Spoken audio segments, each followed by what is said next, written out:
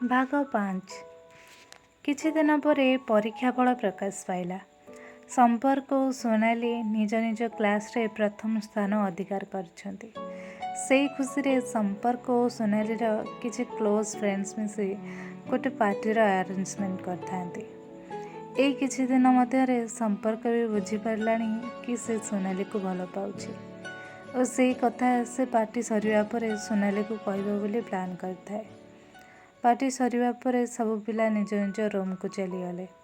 ସୋନାଲି ଯେତେବେଳେ ଯିବା ପାଇଁ ବାହାରିଲା, ସମ୍ପର୍କ ସୋନାଲିର ହାତକୁ ଧରି ପକାଇ କହିଲା, ମୁଁ ତୁମକୁ କିଛି କହିବାକୁ ଚାହୁଁଛି। ତାପରେ ସମ୍ପର୍କ ସୋନାଲି ହାତକୁ ଗୋଟେ ଗିଫ୍ଟ ବଢ଼େଇ ଦେଲା।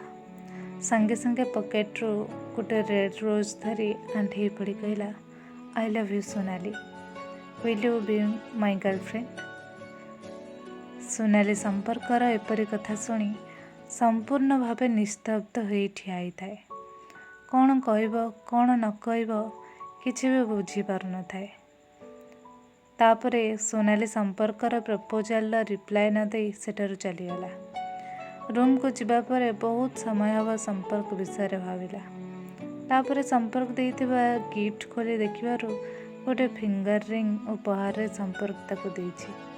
ହଠାତ୍ ସମ୍ପର୍କର ଏପରି ପରିବର୍ତ୍ତନ ଆଉ ପାର୍ଟିରେ ପ୍ରପୋଜ କରିବା କଥାକୁ ସେ ବିଶ୍ୱାସ କରିପାରୁନଥାଏ। ଏତେ ସବୁ କଥା ଭାବି ଭାବି ସୋନାଲି କେତେବେଳେ ଶୋଇପଡ଼ିଛି ସେ ନିଜେ ବି ଜାଣିପାରିନି। ସକାଳ ହେଲା ପରେ ସୋନାଲିର ଫୋନ୍ ରିଙ୍ଗ ହେଲା। ସେ ରିସିଭ୍ କରିବ ବୋଲି ଭାବି ଫୋନ୍ ଦେଖିବାରୁ ସମ୍ପର୍କର କଲ୍ ଆସିଛି। ସୋନାଲି କଲ୍ ରିସିଭ୍ ନକରି କାଟିଦେଲା। ତାପରେ ତା'ର କାମ ସବୁ ସାରିଦେଇ ସୋନାଲି କ୍ଲାସ୍ କରିବାକୁ ଚାଲିଗଲା। କିନ୍ତୁ ସୋନାଲି ଯିବା ସମୟରେ ତା ଫୋନ୍ ନେବା ପାଇଁ ଭୁଲି ଯାଇଥିଲା। ତାପରେ କ୍ଲାସ୍ ସାରି ଆସିବା ପରେ ଫୋନ୍ ଦେଖିବାରୁ ସମ୍ପର୍କର 45ଟା ମିସ୍ଡ କଲ୍ ଆସିଛି। କିନ୍ତୁ ସୋନାଲି ଏସବୁକୁ ଇଗ୍ନୋର କରି ନିଜ କାମ ଆଉ ପାଠପଢ଼ାରେ ବ୍ୟସ୍ତ ରହିଲା। ଏପଟେ ସମ୍ପର୍କ ସୋନାଲିକୁ ବହୁତ ଥର କଲ୍ କଲାଣି, କିନ୍ତୁ ସୋନାଲି କିଛି ବି ରିପ୍ଲାଏ ଦେଲାନି। ତାପରେ ସମ୍ପର୍କ ସୋନାଲି ସହ ଦେଖା କରିବାକୁ ମେସେଜ୍ କଲା, ତଥାପି ସୋନାଲିର ନୋ ରିପ୍ଲାଏ। ତାପରେ ସମ୍ପର୍କ ଲାଷ୍ଟ ଟାଇମ୍ ଯେତେବେଳେ କଲ୍ କଲା, ସୋନାଲି ବାଧ୍ୟ ହୋଇ କଲ୍ ରିସିଭ୍ କଲା।